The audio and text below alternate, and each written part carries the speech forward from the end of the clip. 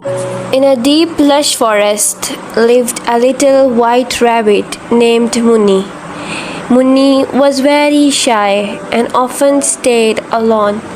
He would watch all the other animals playing, laughing, and spending time together, but no one ever became his friend. One day, Munni thought, if I do something nice for everyone, maybe they will become my friends. So he went to every corner of the forest and picked colorful flowers. He made beautiful bouquets and added a tiny card to each one that read, "Have a lovely day." First, he went to the deer, then the elephant, the monkey, the bird, and even the grumpy bear.